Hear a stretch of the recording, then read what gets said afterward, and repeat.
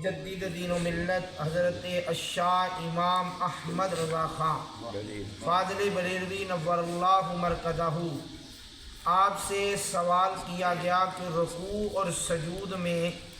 بقدر سبحان اللہ کہہ لینے کے ٹھہرنا کافی ہے؟ یعنی جس وقت ہم رکوع میں جاتے ہیں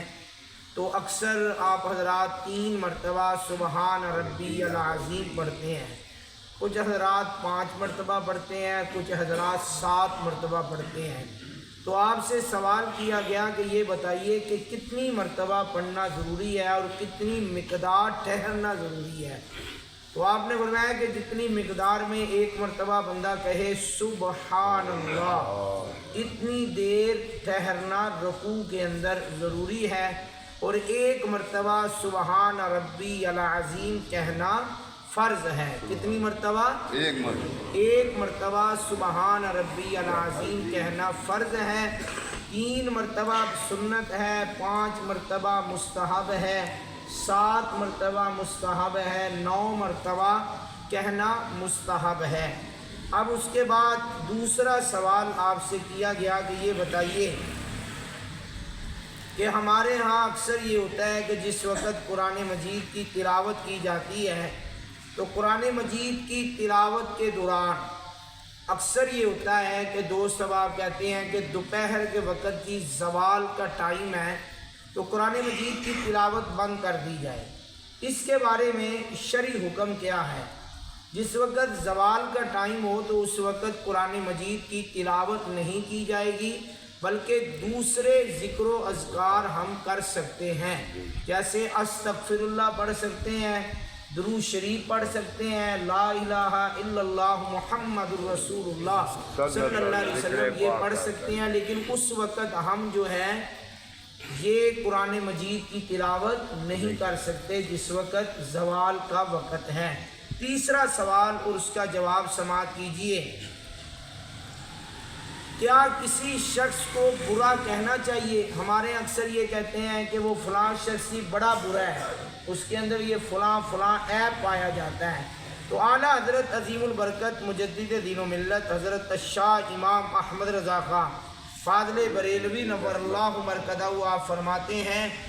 کہ میری رائے یہ ہے کہ کسی کو برا کہنا نہیں چاہیے، کہ اس لیے کہ تم اگر کسی کو گالی گلوچ دو گے، کسی کو برا بھلا کہو گے تو یہ اللہ کی ناراضگی کا سبب بنے گا۔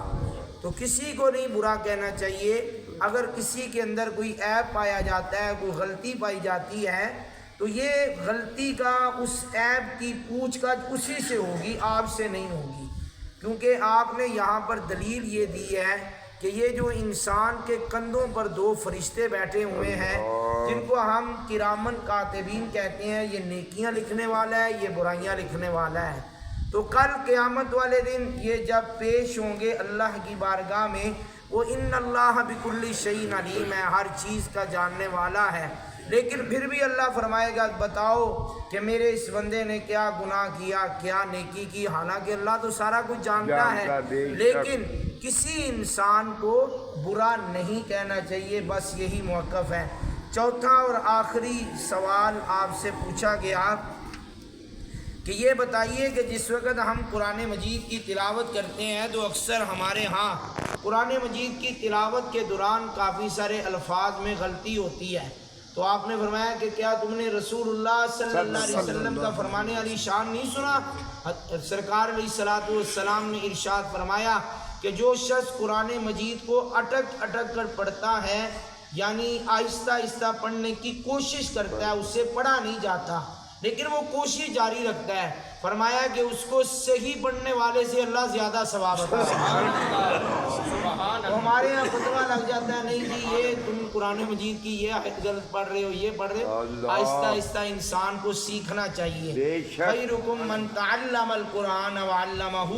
تم میں سے بہترین شخص وہ ہے جو قرآن سیکھتا ہے اور دوسروں کو سکھاتا ہے۔ کسی کو برا نہیں کہنا چاہیے، کسی کو غلط نہیں کہنا چاہیے، جو انسان کر رہا ہے۔ اعلیٰ حضرت سے تو یہاں تک پوچھا گیا کہ یا کافر کو کافر کہہ سکتے ہیں؟ فرمایا نہیں، کافر کو کافر بھی نہیں کہہ سکتے،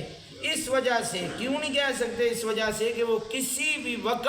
کلمہ پڑھ کے مسلمان ہو سکتا ہے۔ تم اپنے اندر ایسی عادات پیدا کرو، ایسی چیزیں پیدا کرو کہ وہ خود ہی اسلام کی طرف راغب ہو جائے اور کلمہ پڑھ کے مسلمان ہو جائے۔ دعا ہے کہ اللہ تعالیٰ آج کے جو کیے کے سوالات اور جوابات جو بیان کیے گئے، اگر ان میں کوئی غلطی ہوئی، کوئی کوتاہی ہوئی تو اللہ تعالیٰ معاف فرمائے، اور ہم سب کو اپنی نماز کو، قرآن مجید کو درست کرنے کی اللہ توفیق عطا فرمائے۔